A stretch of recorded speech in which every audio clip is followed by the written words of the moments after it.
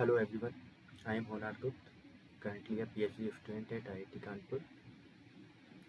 Today we will discuss about the week 9th of the fundamentals of supersonic and hypersonic flow. In the week 9, mainly the decapitulation of the vibrational and chemical non-equilibrium was done, and the implicit hypersonic non-equilibrium flow was discussed. We will start with some problems.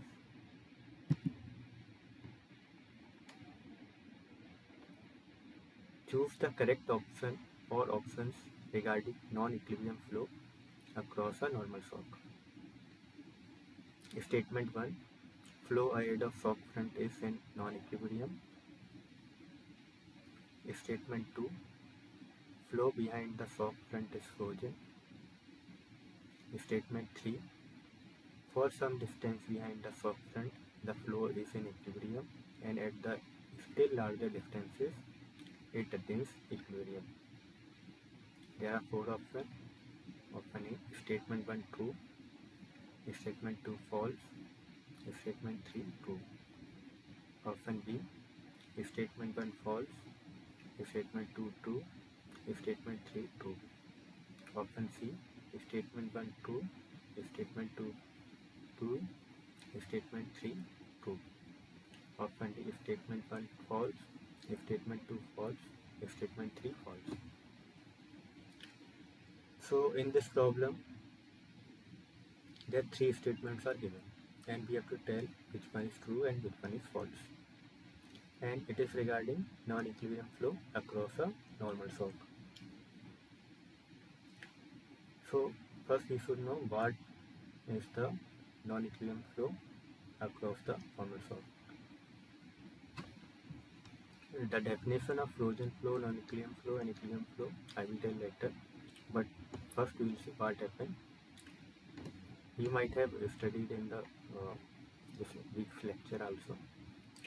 So I will directly go to the solution of this problem, and first we have to see what happens across a shock. So this is the shock, normal shock, and if some flow is passing through it with u1 velocity,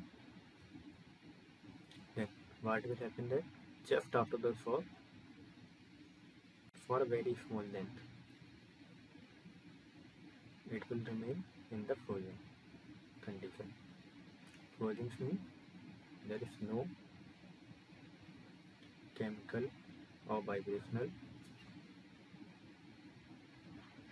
there is not enough time for chemical non-equilibrium. There is no chemical reaction are happening.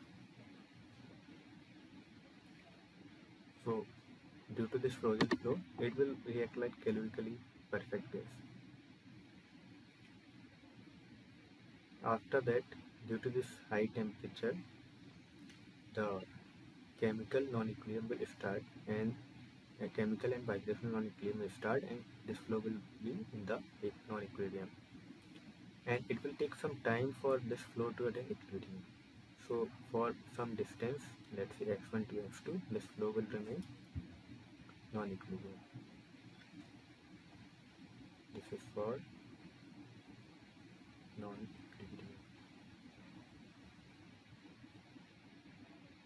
and after it the flow will attain equilibrium, and it will remain in equilibrium till infinity. So we can see that just after the shock, flow is frozen for very short length, then flow is in non-equilibrium for moderate length. After that, till infinity, this flow will remain in equilibrium.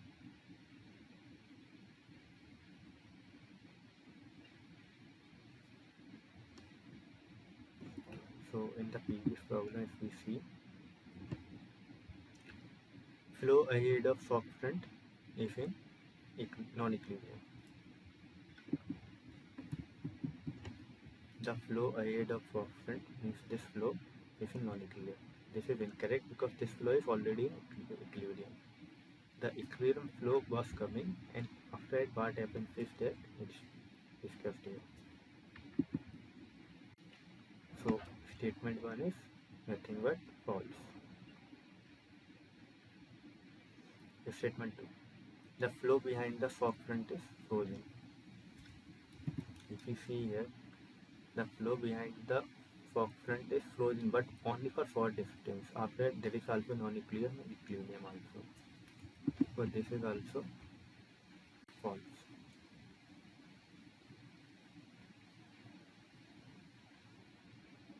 Statement 3.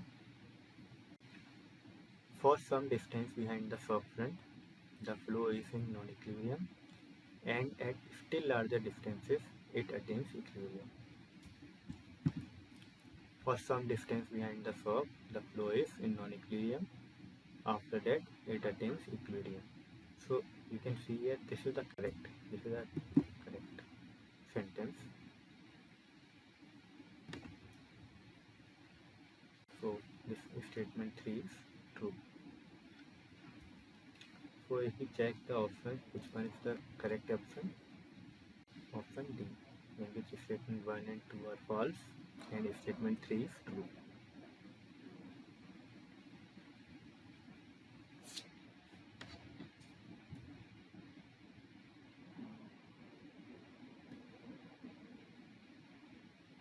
Now we will see the next problem. A strong normal soft forms in a stream of molecular nitrogen inducing chemical reactions. Choose the correct option or options concerning this flow problem. Statement 1. The temperature decreases below the frozen temperature value downstream of the soak due to the dissociation of N2 into N. Statement 2. Dissociation is an exothermic reaction. Statement 3. Density increases above frozen density value downstream of the soak. Option A.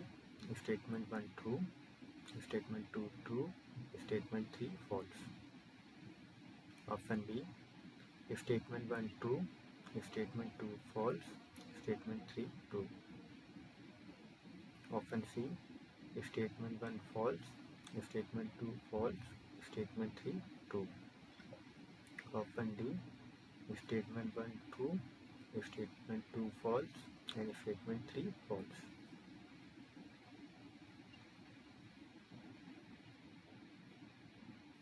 So this problem is also related to true and false of the statement, and it is also related to the normal soak.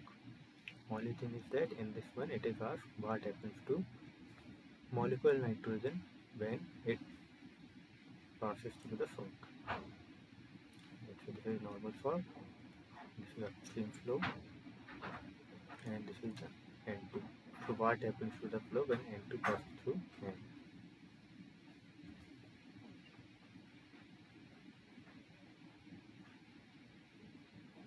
And it is also mentioned that it is inducing chemical reaction.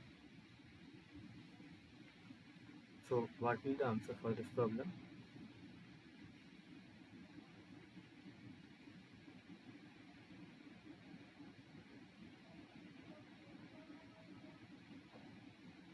Okay, we'll see.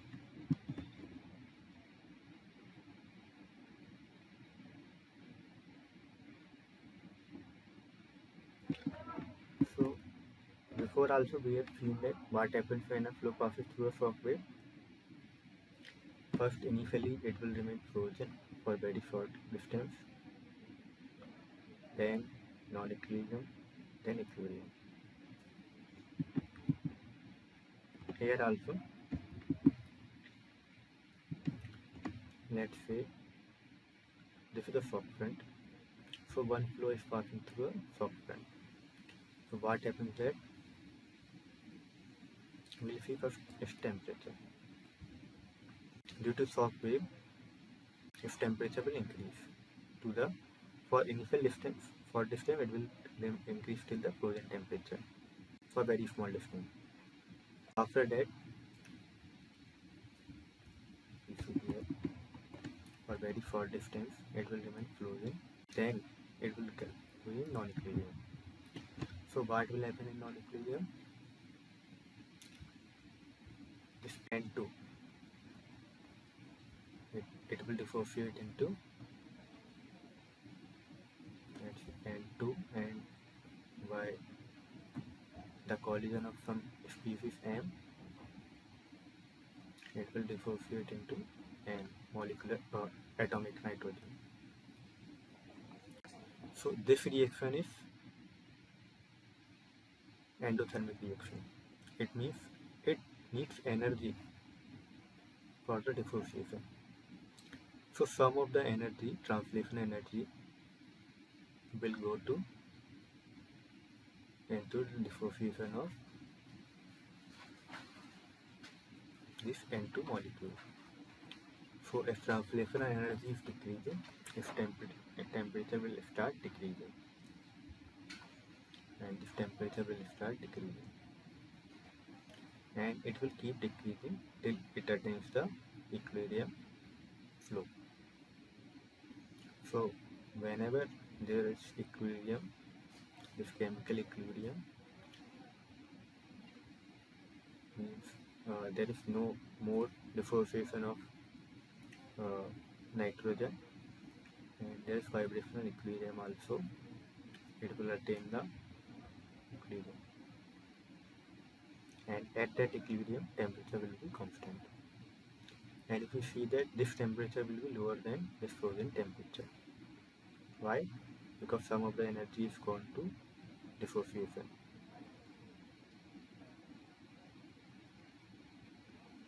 Now if you see the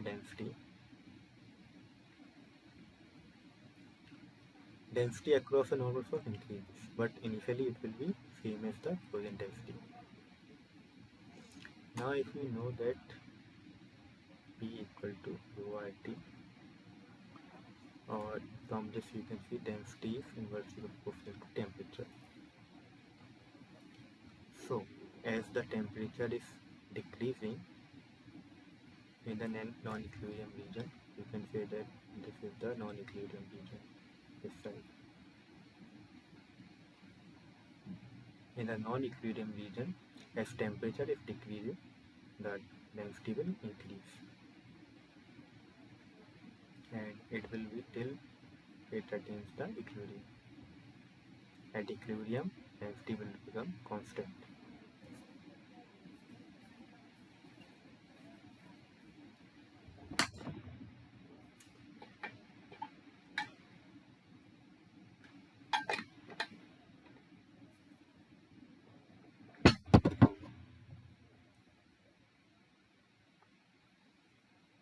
Now we will see what happens to the concentration of nitrogen, atomic nitrogen.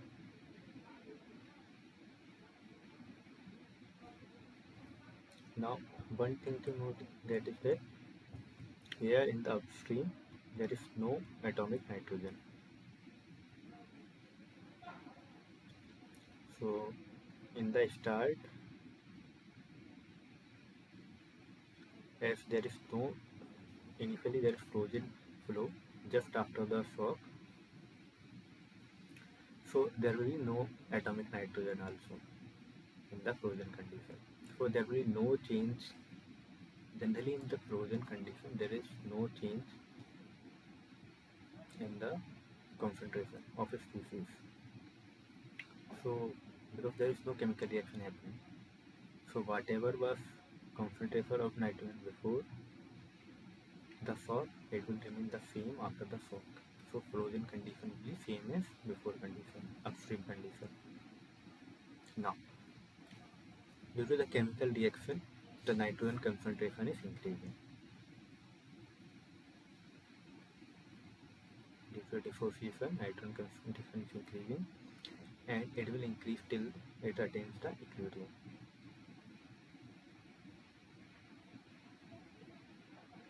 And equilibrium, this concentration will become constant. This I mentioned it for nitrogen only. If we check for molecular nitrogen,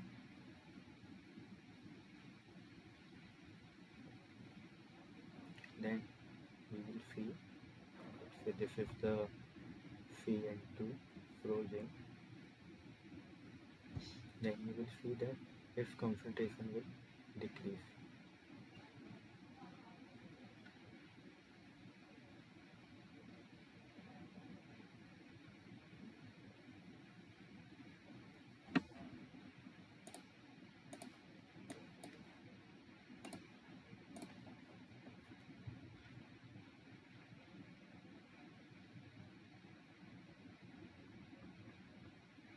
Till it attains the equilibrium.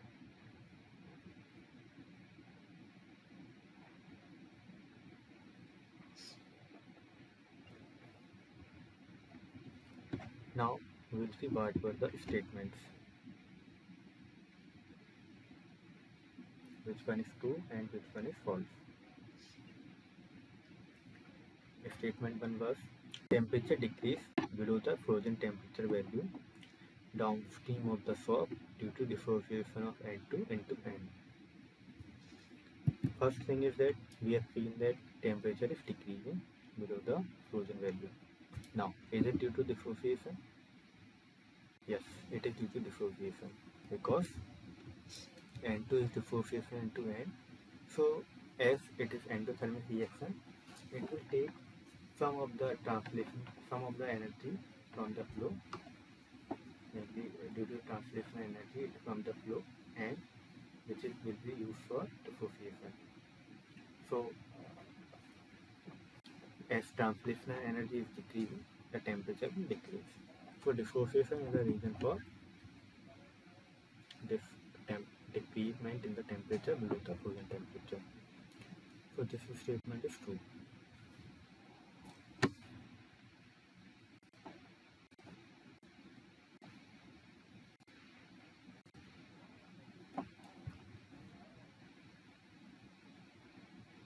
Statement 2.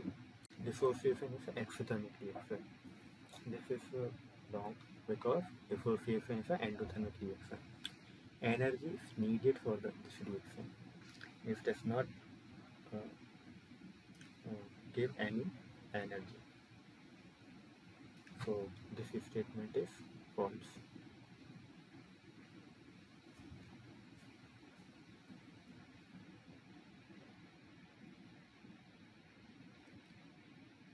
Statement 3. Density increases above frozen density value downstream of the shock. This also we have seen temperature was decreasing and the density was increasing in the non-equilibrium region. So the equilibrium density was greater than frozen density. Not only this, downstream of the shock, this density is also greater than frozen density.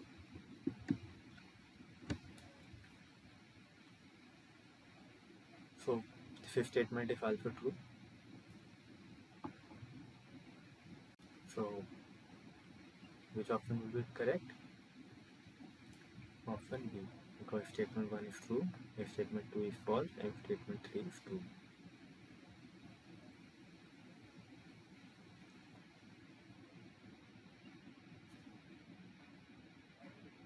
Now we will see next problem.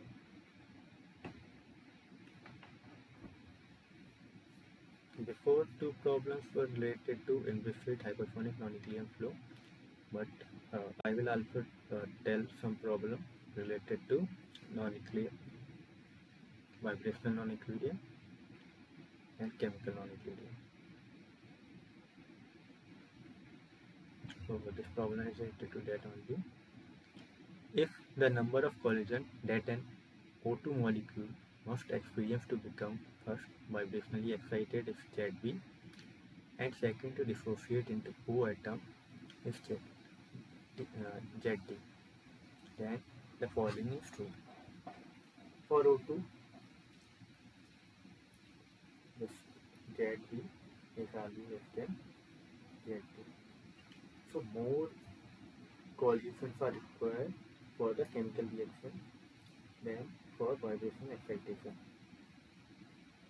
because for the dissociation a minimum amount of energy is also required, and if the molecule is already vibration excited, then for them it is easier to dissociate also, or from happening of some chemical reaction. So the number of collisions required for the chemical dissociation is greater than the number of collisions required for vibrational excitation. So option B is correct here.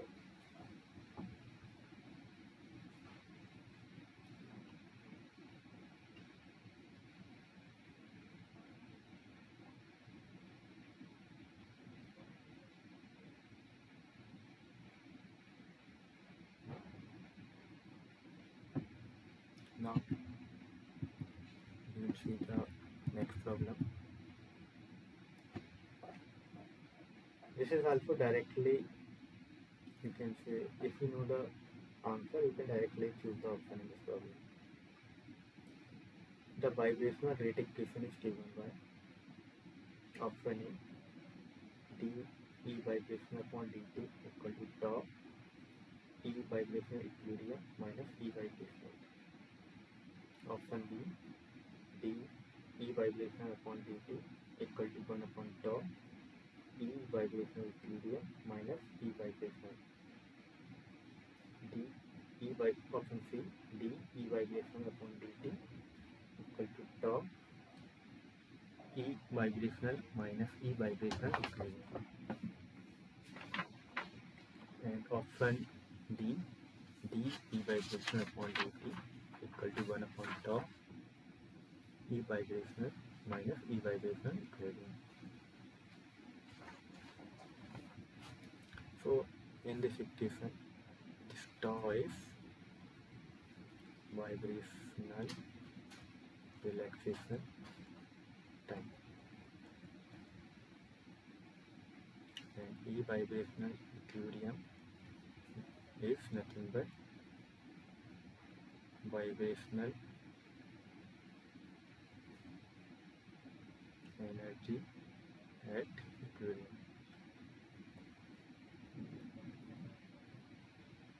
and E vibration is vibrational energy.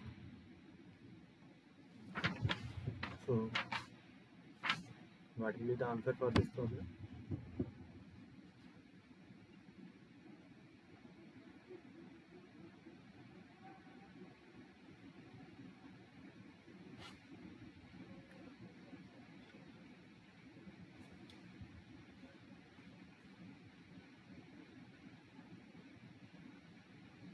So what is the vibrational rate equation? It is d E vibrational upon dt equal to 1 bar tau E vibrational equilibrium minus E vibration. This is the vibrational rate equation. So which option is correct? Option B is the correct.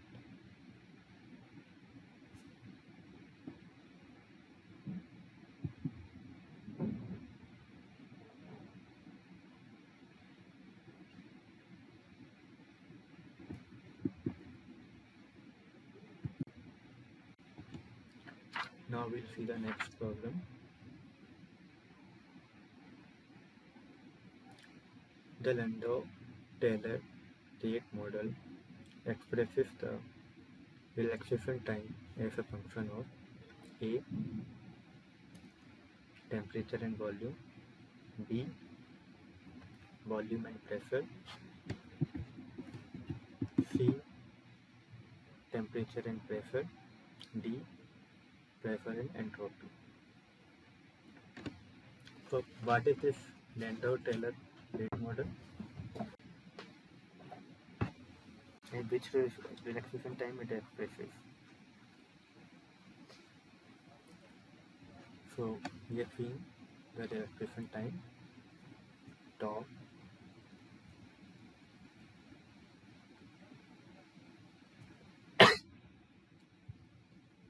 vibrational relaxation time. So this Landau Toller rate model expresses this tau in terms of some of these parameters. So what will be the answer for this problem?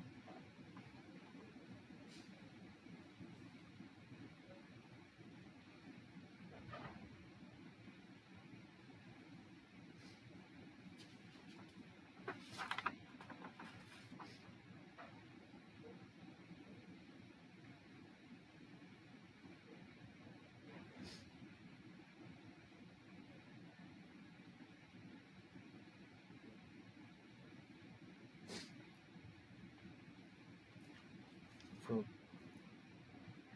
the Landau Toller rate model is given by tau p equal to c1 e to the power c2 on t to the power 1 by 3.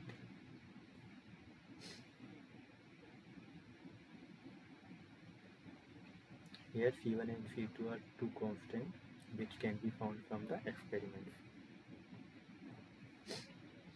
And it is very difficult to find the C1 and C2, and there might be some uncertainty which exists in this value because these values are found for the high temperature gases, and the facility like soft tube and expansion tube which has very low test time.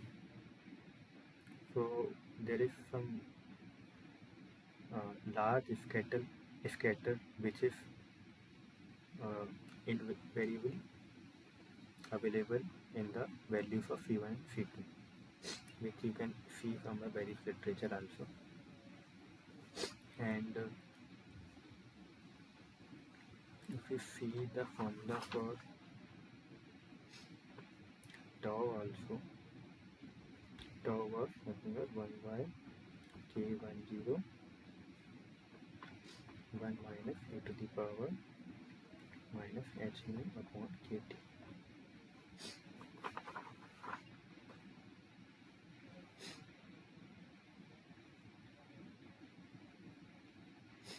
And you can see that this term is directly related to the temperature, and this k10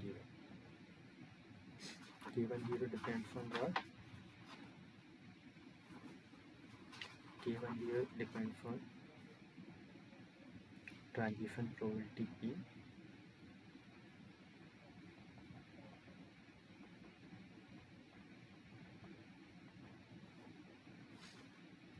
and Z, collision frequency.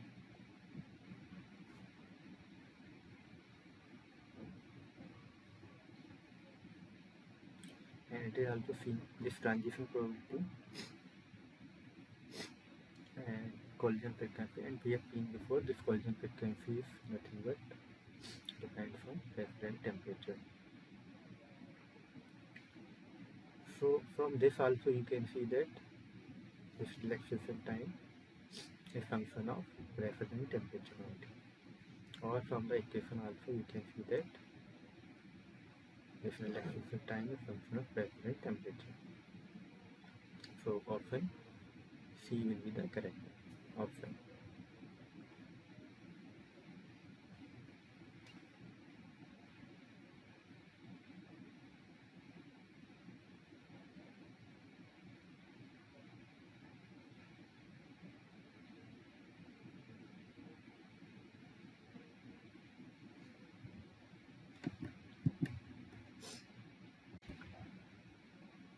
Now we'll see the next problem. 3 chemical reactions involving non-medium high temperature air are stated below.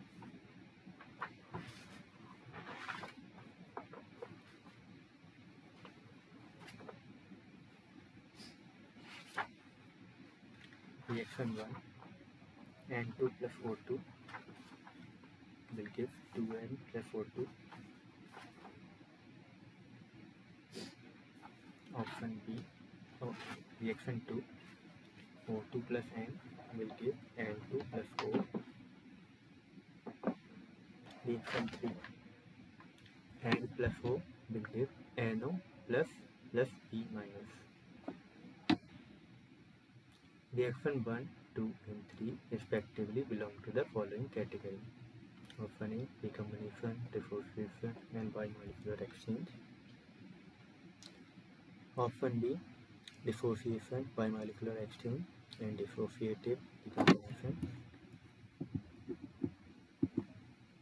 Option C, dissociation, dissociative recombination, displacement. Option D, dissociative recombination, displacement, dissociation.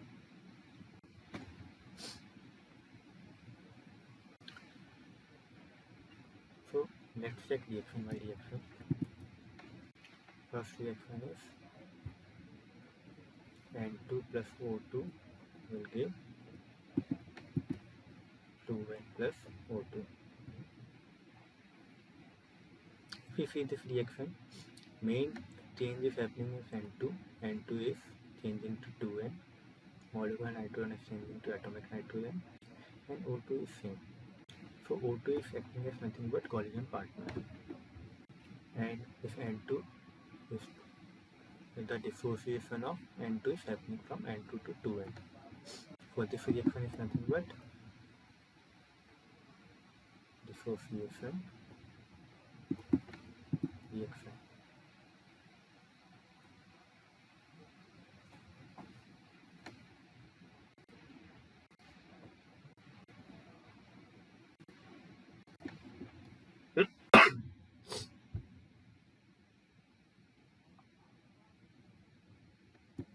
Second reaction is O2 plus N gives NO plus O. O2 plus N will give NO plus O. You can see here this N2, this O2 and N both are reacting, and one atom of O is combining with N and it is becoming NO. So what is happening here? Bimolecular exchange. Molecular are exchanged between two molecules. And this is what? Bimolecular exchange.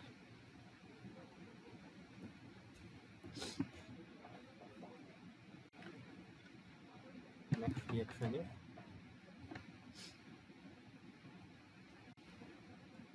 N plus O will give NO plus E.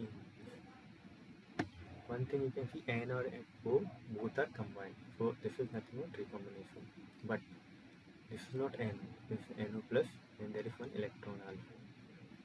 So NO, the dissociation of NO is happening. So what is this? It is happening, both dissociation and recombination is happening. So this is dissociative recombination.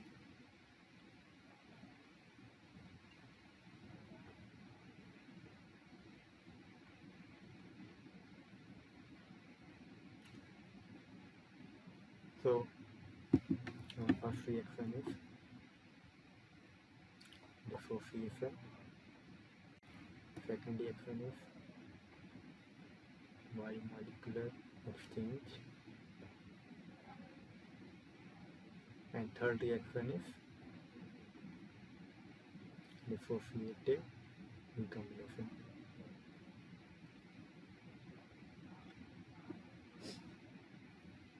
So which option is correct? Option B is correct.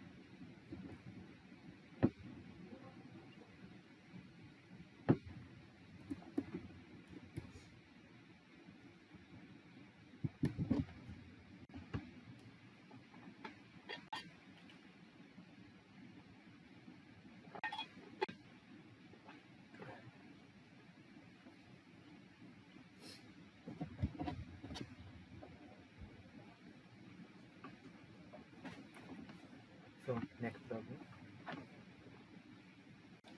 When we follow a fluid element crossing a strong normal shock wave, the following statement is or are true. In a small region ahead as well as behind the fog, non-equilibrium conditions prevail. Option B. In a small region behind the fog, non-equilibrium conditions prevail. Option C. The fluid element is at equilibrium condition when it crosses the fog. Option D. Behind the fog, the fluid element will perpetually remain in the state of non-equilibrium.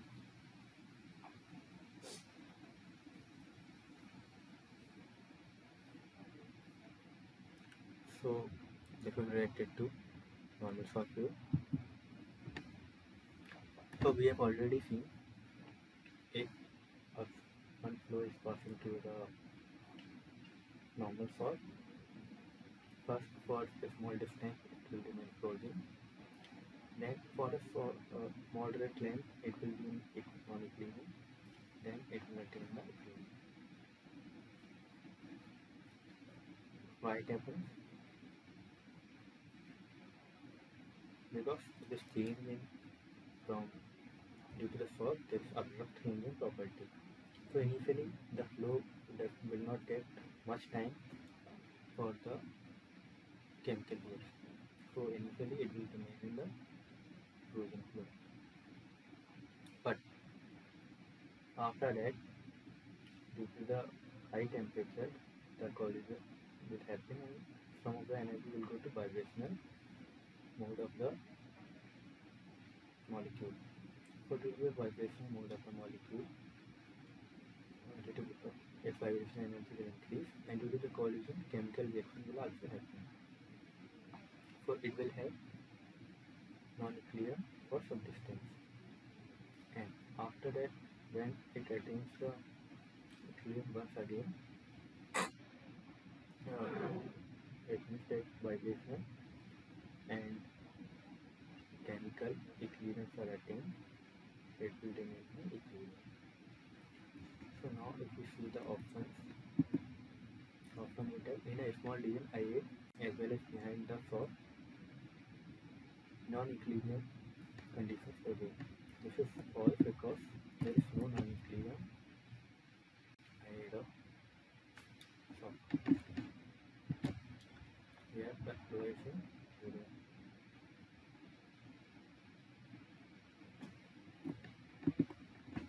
So option A is wrong. Option B, in a small region behind the fog, non-equilibrium conditions prevail. You can see that for a small region behind the fog, the non-equilibrium conditions prevail. So you can see that before the non-equilibrium region. So this statement is true. Option C, fluid element is at equilibrium condition when it crosses the fog. This is false. We have already seen first it will remain frozen, then non-equilibrium, then it will attain the equilibrium. Option D, behind the fog, fluid element will perpetually remain in the state of non-equilibrium. This is also false because after some distance it will attain the equilibrium. So the correct option is option B. In a small region behind the fog, non-equilibrium conditions prevail.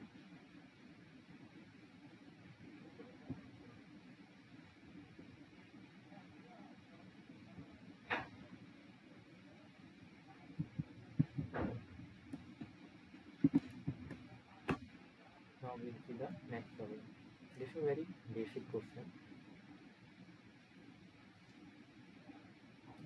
Vibrational excitation can occur for option A N, atomic nitrogen, option B N2, molecular nitrogen, option C atomic oxygen, option D atomic oxygen, molecular oxygen. So what will the answer for this?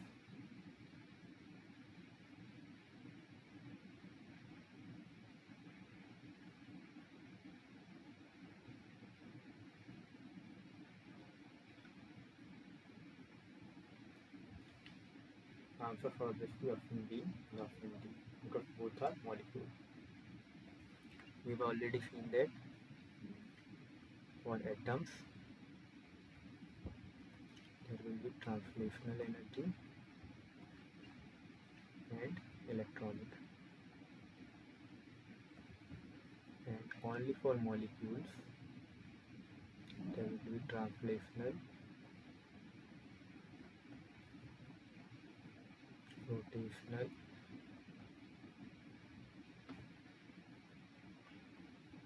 vibrational and electronic mode of energy. So vibrational energy excitation can only occur for molecules. So in these options, what are the molecules? N2 and O2. So only for this molecule vibrational excitation will occur.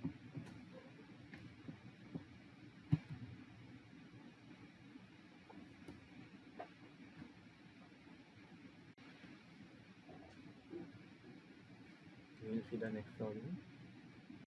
Following is the correct form of the relation between reciprocal vibrational rate constants. A k I minus 1 comma I equal to k I minus 1 e to the power minus h upon kt. Option B, k I minus 1 equal to k I minus 1 comma I e to the power minus h upon kt. Option C, k I minus 1 comma I k I minus 1 e to the power h upon kt.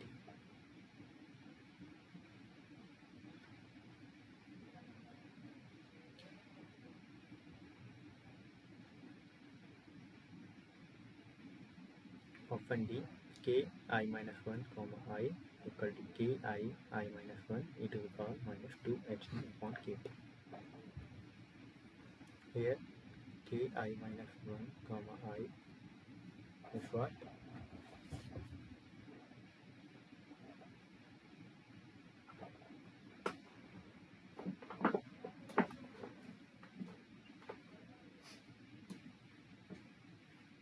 This is nothing but vibrational rate constant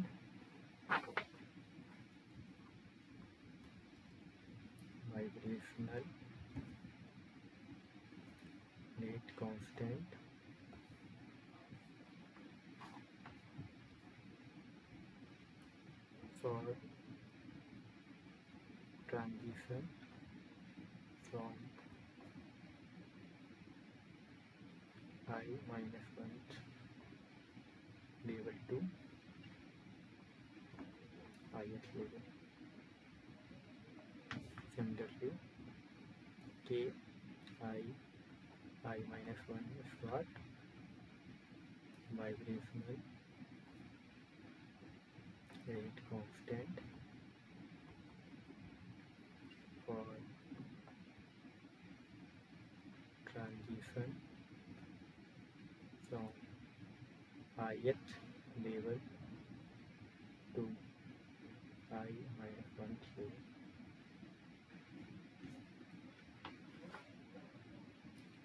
So what will the answer for this problem?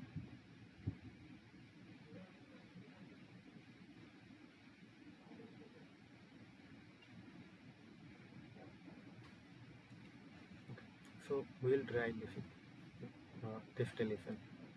If you remember the relation, it is very straightforward.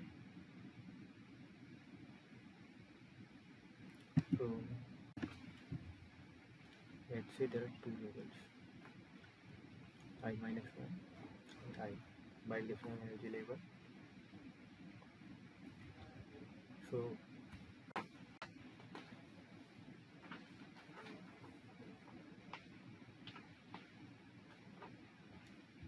the particle is going from ith level to I minus 1 level, and from I minus level to I it is coming. So the number of particles which go from ith level to I minus level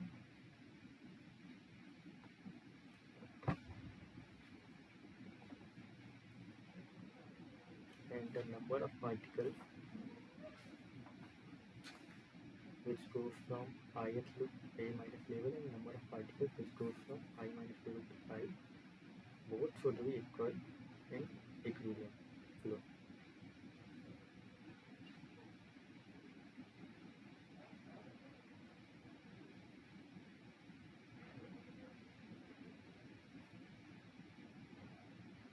So what will happen? First, we will see what is the rate of change of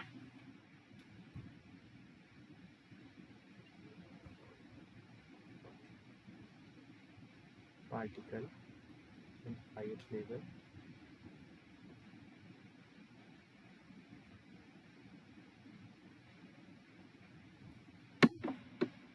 We don't need to write this.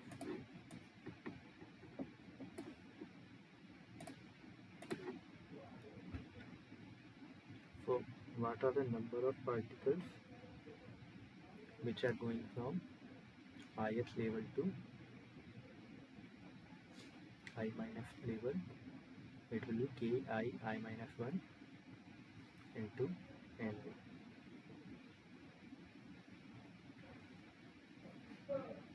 Number of particles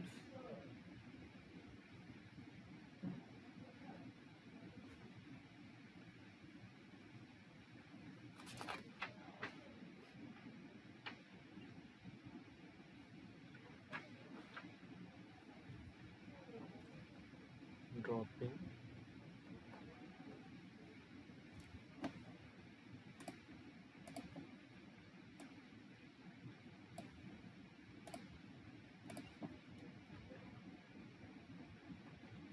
from ith level to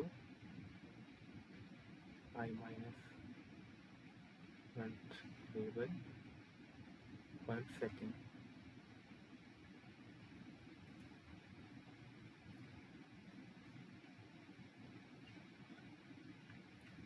And k I minus 1 to I into n I minus 1 is what? Number of particles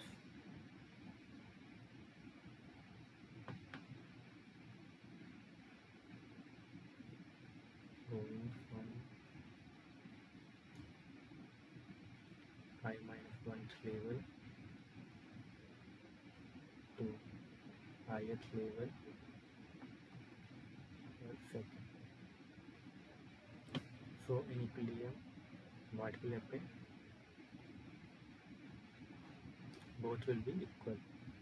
So k I minus 1 comma I and I minus 1 equal to, for equilibrium I will start k I comma I minus 1 and I start.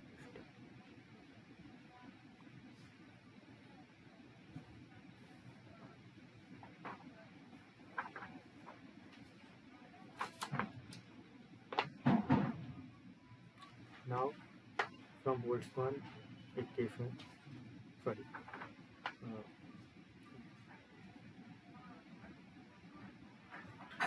Boltzmann statistics, we got that the Ni star, what is the Ni star? From Boltzmann distribution,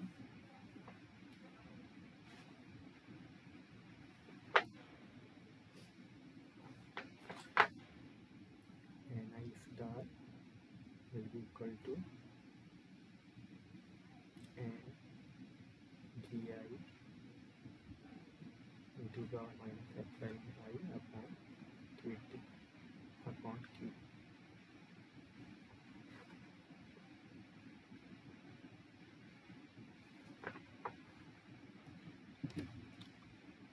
So what will be Ni star on Ni minus 1 star?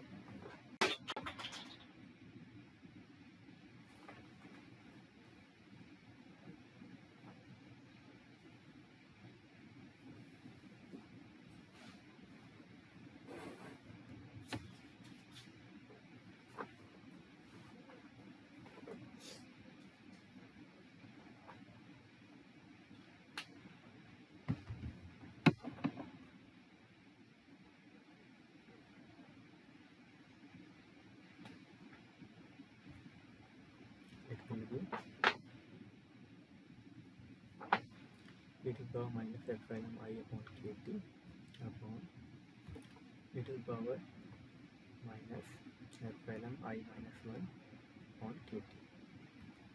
Degeneracy will be the same for both levels, and we know that epsilon I equal to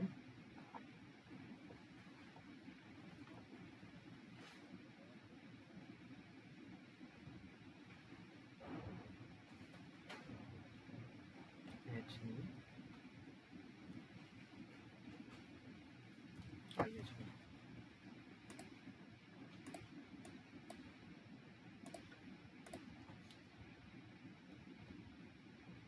And epsilon I minus 1 equal to I minus 1 h nu.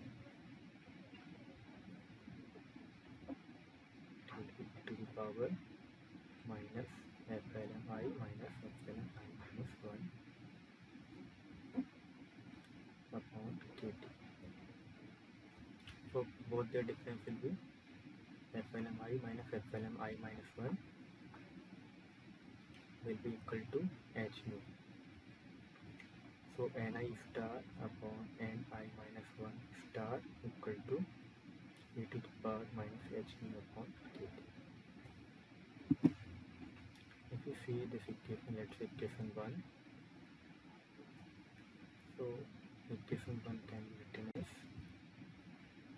ki minus 1 comma I equal to ki comma I minus 1 ni star upon ni minus 1 star. If we substitute this value, then we get ki minus 1 e to the power minus h nu upon kT.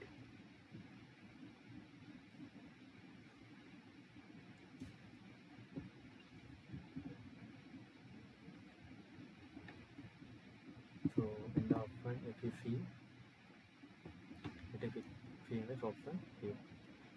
Ki minus 1 comma I equal to ki minus 1 e to the power minus h nu upon kT.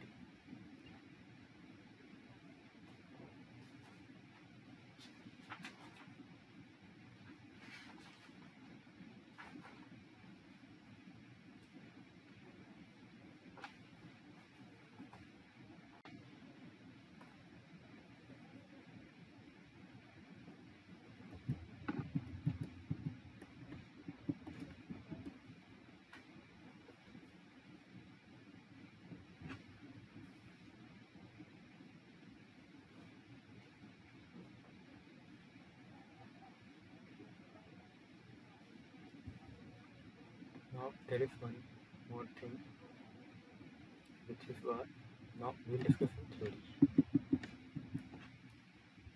So one of the topic is coupling between vibrational non-equilibrium and chemical non-equilibrium.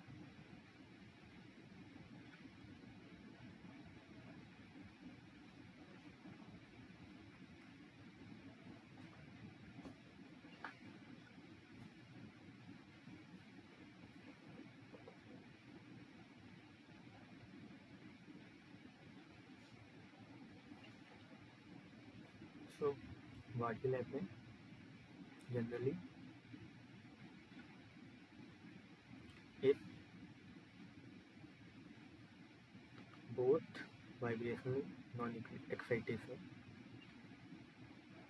or you can say vibrational non-equilibrium, chemical non-equilibrium, both are present in the gas, then there will be coupling between chemical reaction rate and vibrational reaction rate.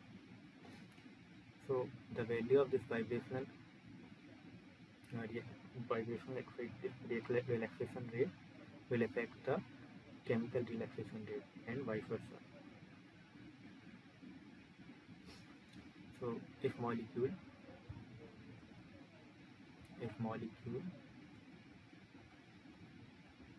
which are highly excited vibrationally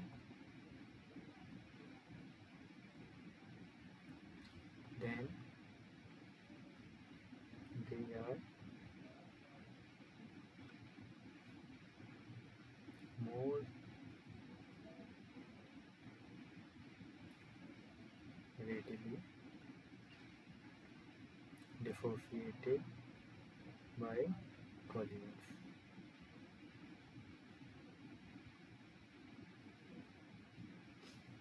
So if they are already vibrationally excited, they require very less energy to dissociate during the collision. So the chemical reaction rate for dissociation are going to be faster if gas is already in the vibrationally excited state. And the dissociation more readily occurs in the highly higher if particles are present in the higher level of vibrational levels.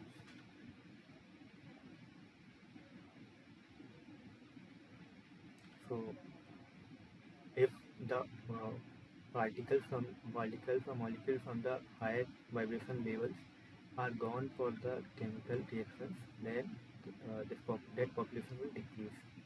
Due to that, vibration reaction rate will also be affected. So if there is there is a strong coupling between vibrational non-equilibrium and chemical non-equilibrium.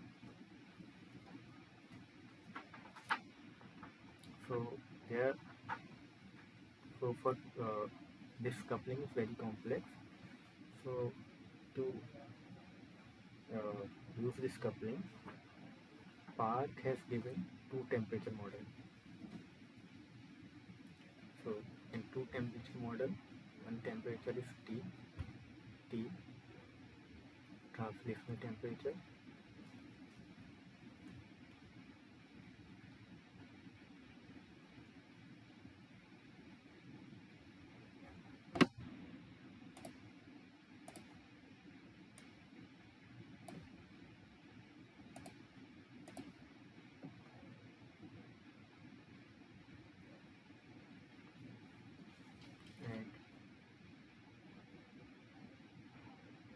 and that is vibrational temperature.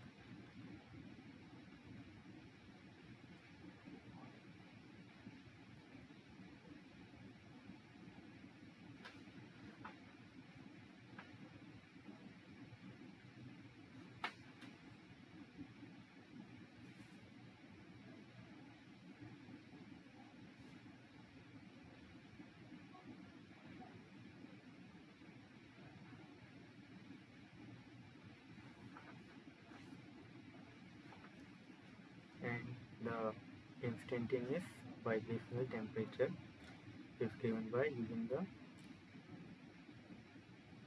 vibrational energy, and we know that vibration energy is given by h nu upon q t, where we will use the vibrational temperature upon e to the power h nu upon q t vibrational minus 1 into r t vibration. So using this instantaneous vibration energy, we can find the instantaneous vibrational temperature. So the higher this vibrational temperature, the more will be the particle which will be in the higher vibrational energy level, and it will be more easier for them to dissociate. So to account for this effect in the chemical reaction, chemical rating constant, Park has given one mean temperature which is defined with the geometric mean of translational and vibrational temperature. So T equal to under root T vibration into T.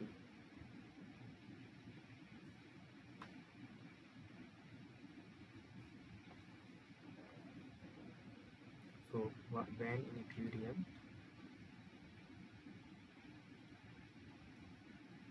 T vibrational will be equal to T, which means TA will also be equal to T. So if there is equilibrium, then T vibrational and TA will be the same. And in non-equilibrium only, this TA will be different from the T. So if TA is greater than T, or T vibration is greater than T, then the chemical reaction will be the faster. And if T vibrational is less than T, or TA is less than T, then chemical reaction rate will be slower. Even if this vibration effect non-equilibrium is already present, but this is about the chemical non-equilibrium. So if the vibrational temperature is less than translational temperature, then chemical reaction will be slow. Chemical reaction rate will be slow.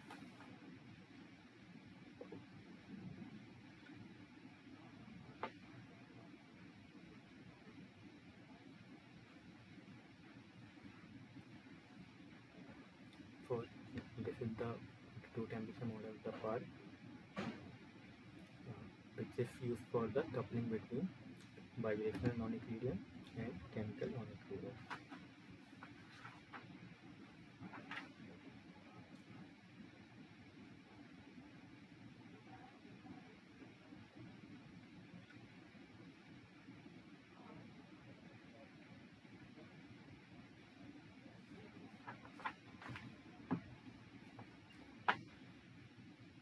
Now we will see what is the frozen non-equilibrium and equilibrium flow.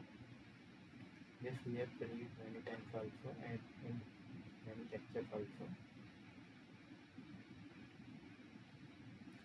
So first we will see what is the frozen flow.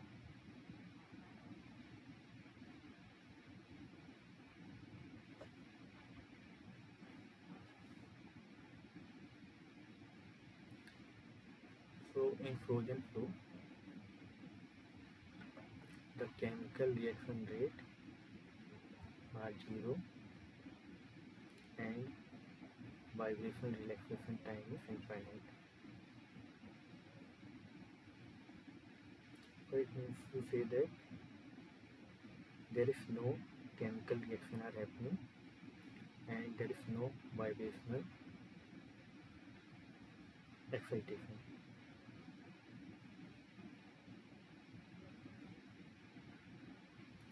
For the frozen flow.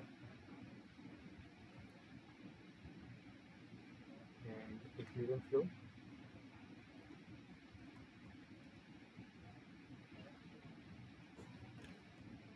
in equilibrium flow, chemical reaction rate are infinite and vibrational relaxation time is 0.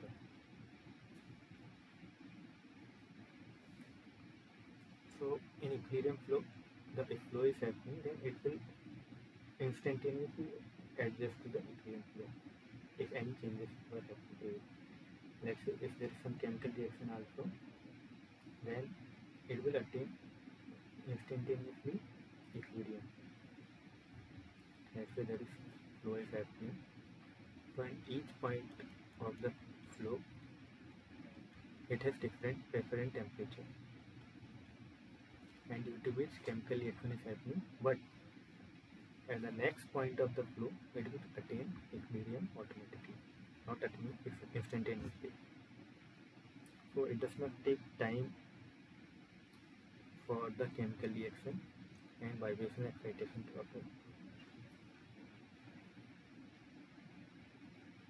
But we already know that it is not possible that there's no that flow is completely frozen, like there is no chemical reaction or no vibrational excitation occur, or the flow is equilibrium, like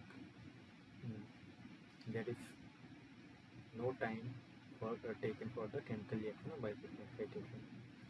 So flow, our real flow is always the equilibrium flow.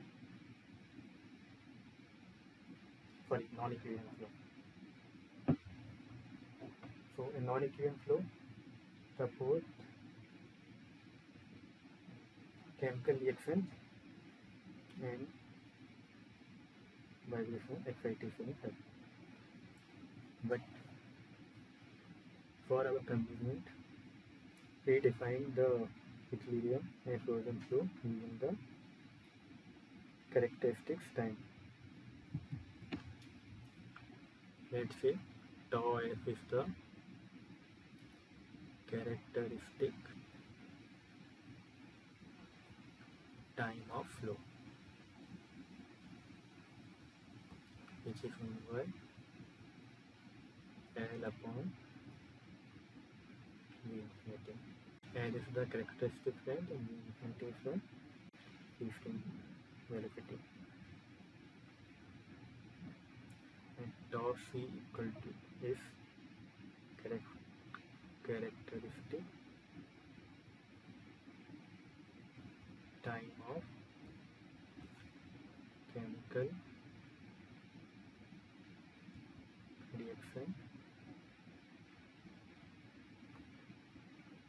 or vibrational energy to reach equilibrium.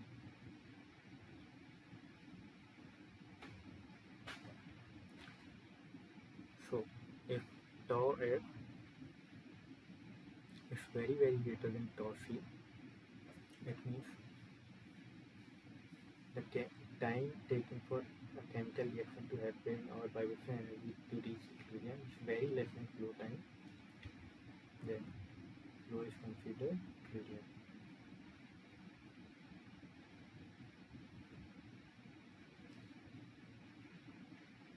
And if flow time is very less than time for chemical reaction to happen, then flow is considered frozen.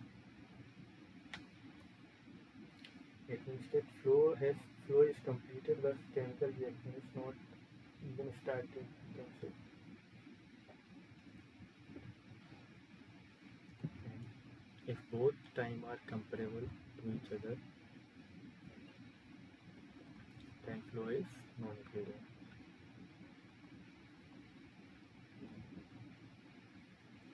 Or you can say, if flow is not equilibrium or frozen flow, then flow is considered non-equilibrium flow.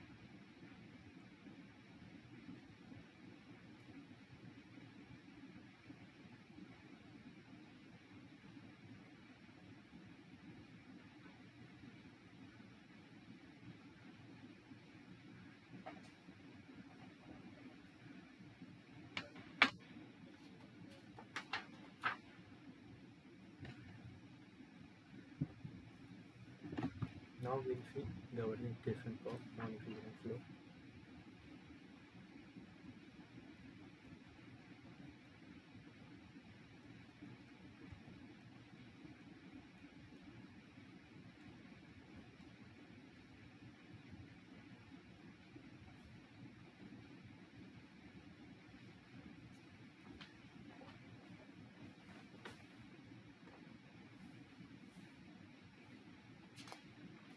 So here instead of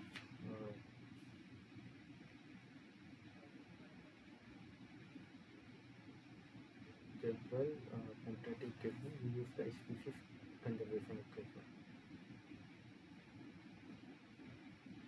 Our species conservation equation. So let's say this is our control volume.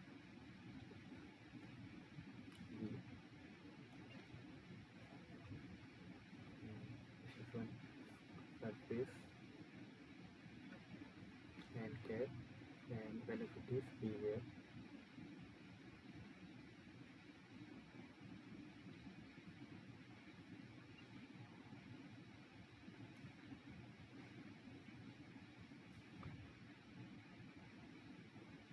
And there is one species.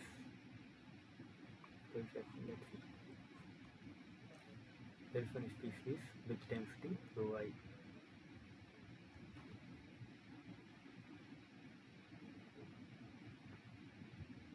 So mass flow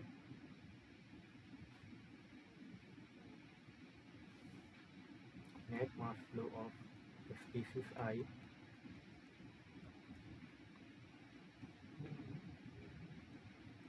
out of control volume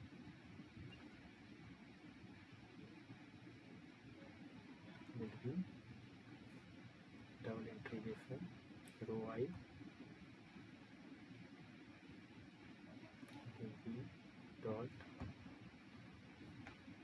ds.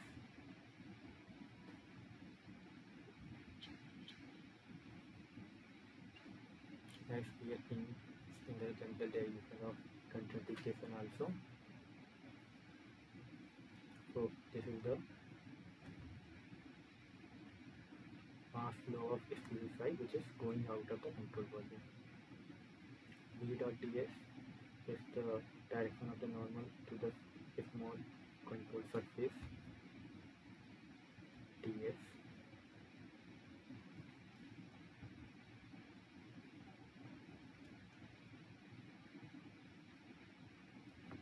And the rate of change of, okay, first we'll see mass of species I inside control volume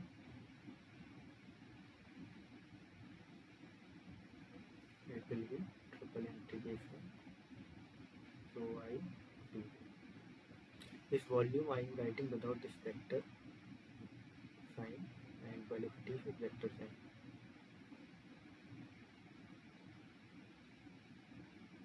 So what will be the rate of change of species I? It will be rho I dot t triple integration v rho I dv.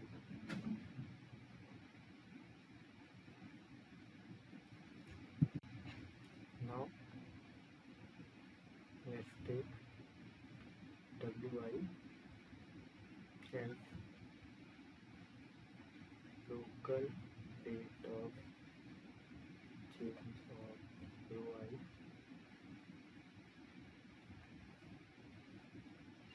due to chemical reactions. Rho I will change only due to chemical reaction. Inside control volume.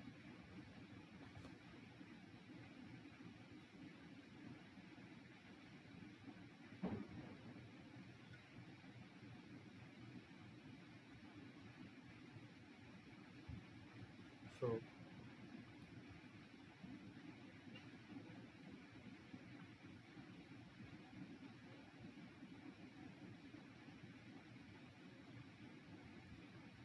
what is the rate of creation or extinction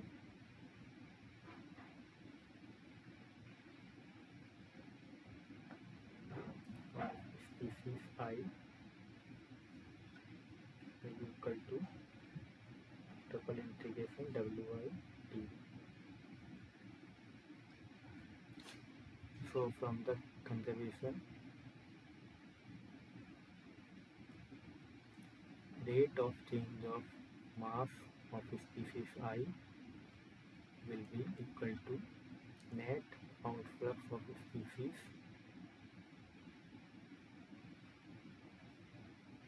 outside of control surface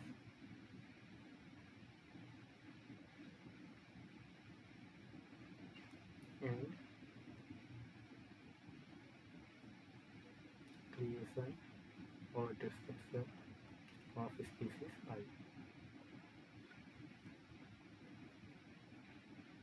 This is a species concentration. This is rate of change of species I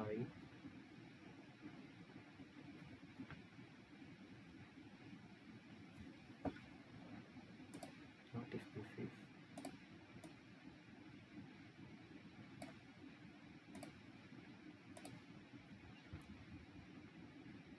Mass of species I in control volume parenthesis this whole term, net outflow of species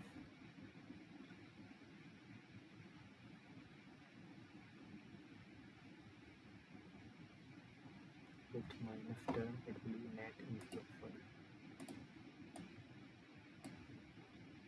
With positive term it will be net outflow, and with minus term it will be net inflow of species I, and this term will be creation or extinction of species I inside control value. This is the conjunctive equation, species conjunctive equation.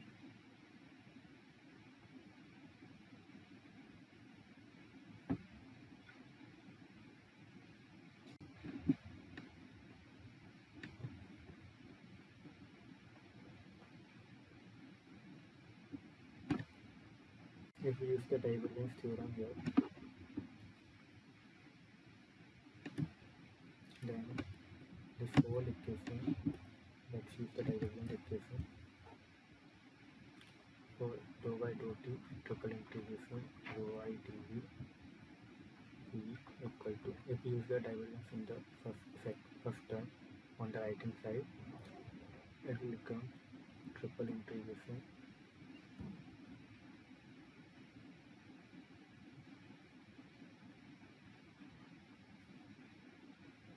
dou dot rho I v dv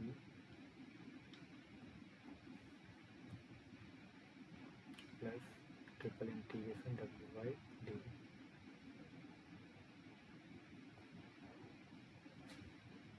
But one thing, we are using rate, so I will use here dot.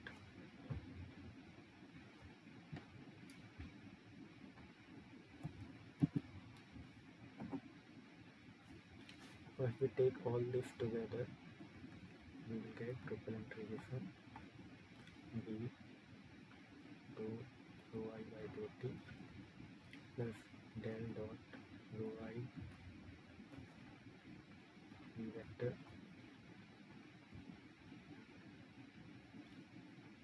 minus wi dv equal to 0. So for it to be 0, this term should be 0. We will get dou rho I by dou t plus del dot rho I v vector equal to w. This is the species conjunctive equation.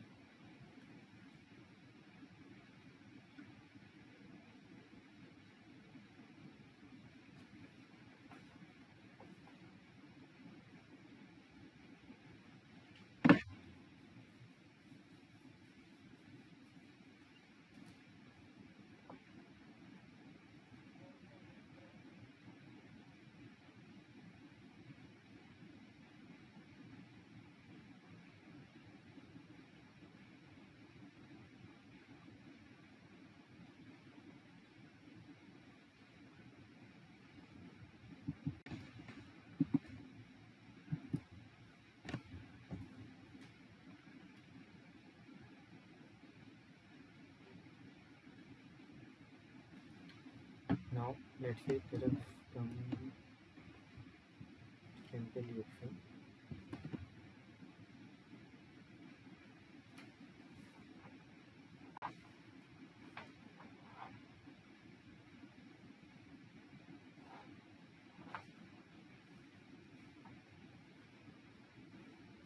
So if there is some chemical reaction happening,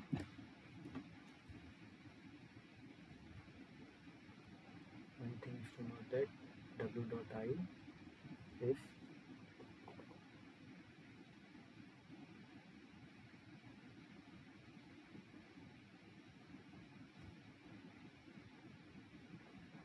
rate of change of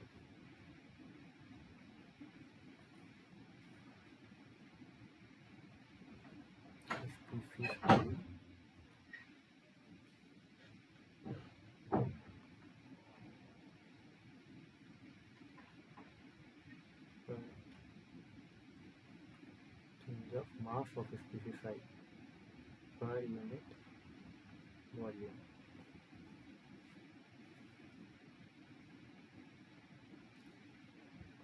It was rate of change of density. So density is nothing but mass per unit volume. So it becomes like this.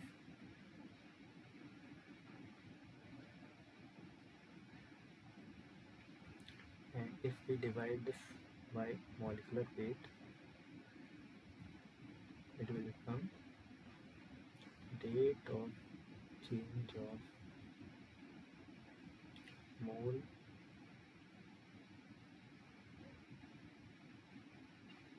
of species I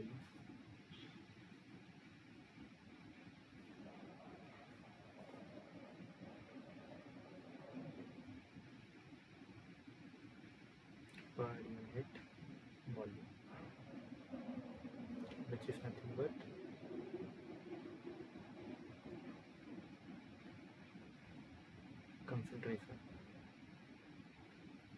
concentration of species I, rate of change of concentration of species I. So Wi, we can substitute Mi di upon dt, and this rate of change of this concentration of species I can be found from the chemical reaction using the chemical rate equation. Instead of I, here I will write xi, and it will be easier for you to remember.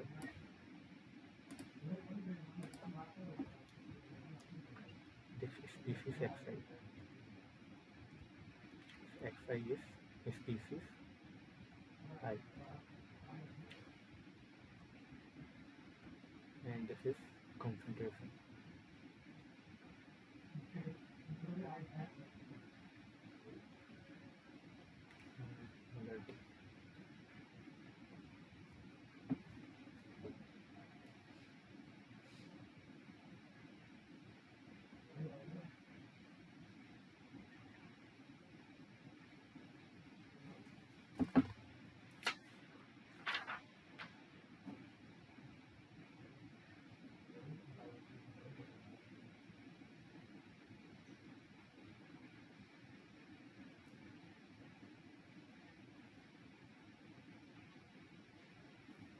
So like this, we will write equation for all the species present in the system, and there is one more. We write for n minus 1 species, and one extra equation which we will take is sigma I rho I equal to rho.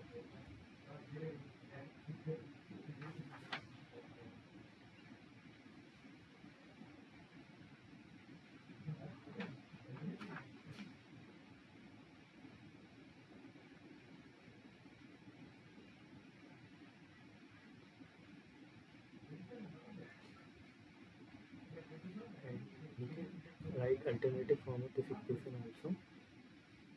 If this is constant equation, we will define the mass fraction of species I.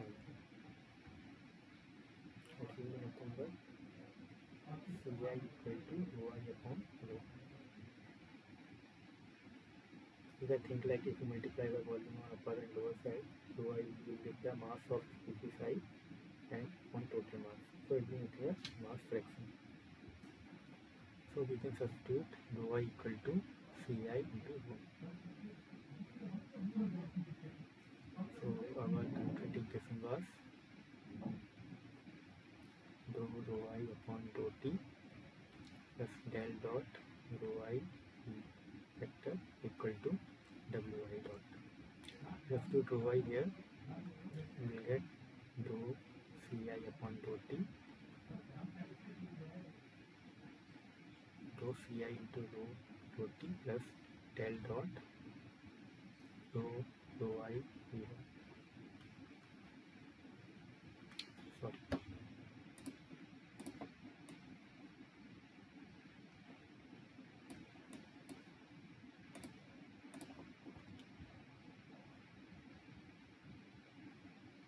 Ci rho P1 equal to Wi dot. We will separate this term. So we will get rho Ci by rho T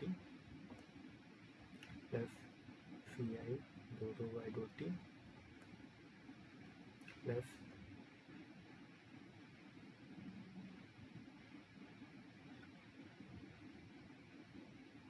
Ci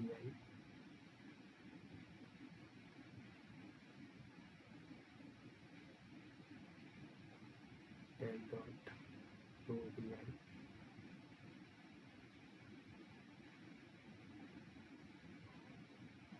plus rho B dot del C equal to Wi dot. If we take the terms with rho common and Ci common, we get rho del Ci by del T plus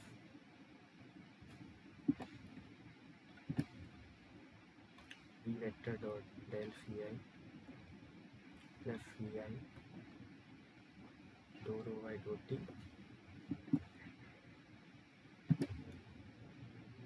plus del dot rho B equal to Wi dot.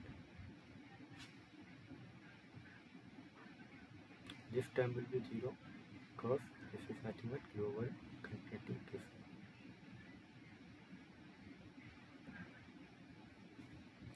So our equation will be rho Ci by rho T plus B dot del Ci equal to Wi dot. This is nothing but substantial derivative dCi upon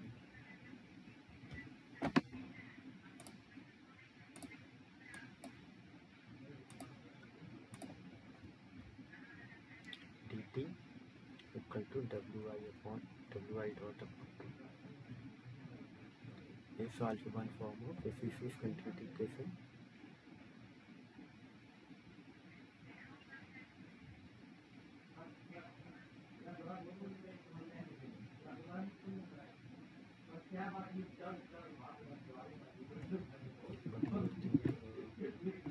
Let's write molecular masses mi bar. So mi bar is molecular weight.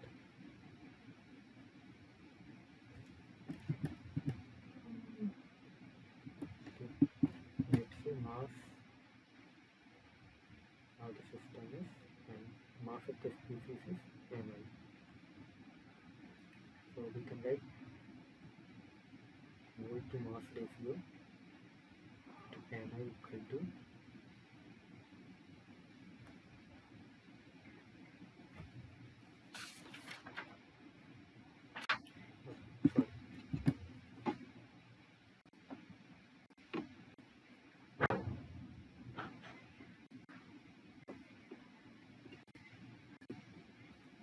our molecular weight was mi bar.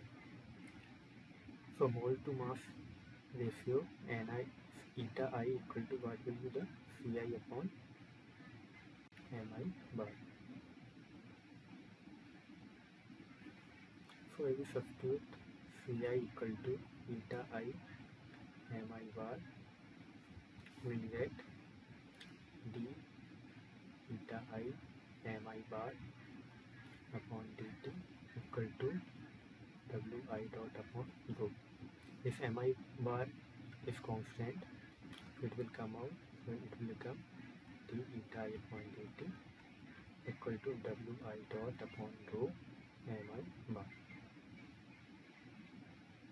This is the alpha 1 form of Hessi's continuity equation.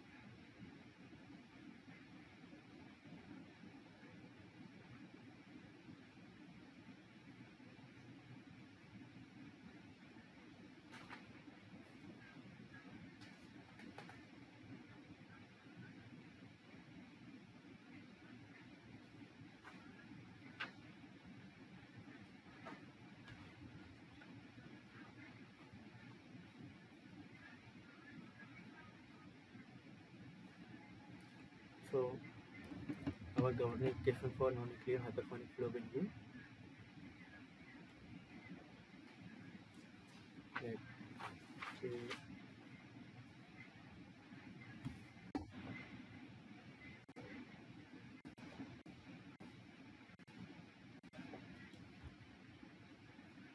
dou rho I upon dou t plus del dot rho I p equal to wi dot. Is for n minus 1 species, and one equation will be sigma rho I equal to rho. So these are total n equations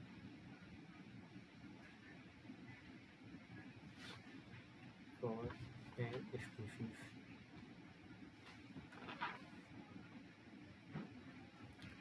These are the continuity equation.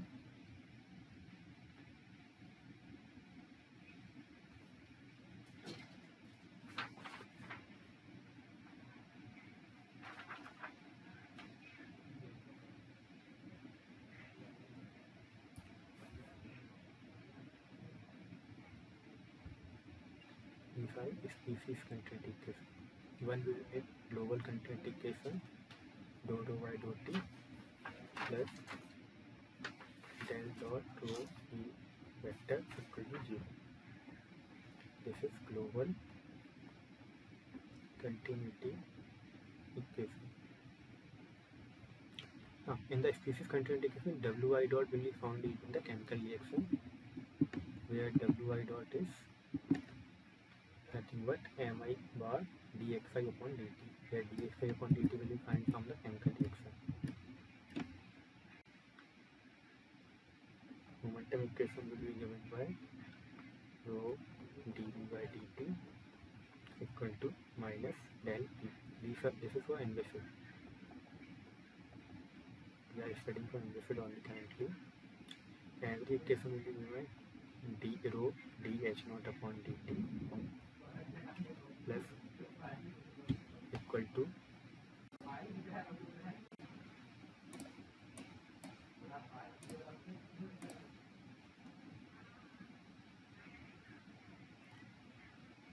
dou p upon dou t plus q dot.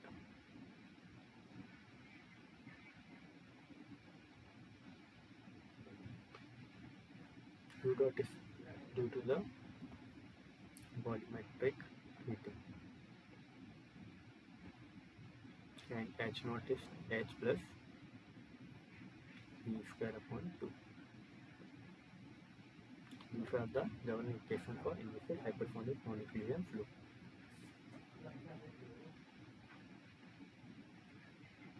So we will stop here for today, and the reference for this is taken from Hypersonic and high temperature gas dynamics by Anderson. You can refer to this book, and there is also one more book, Physical Gas Dynamics by Vincenti. Okay, so we will stop here today. Thank you.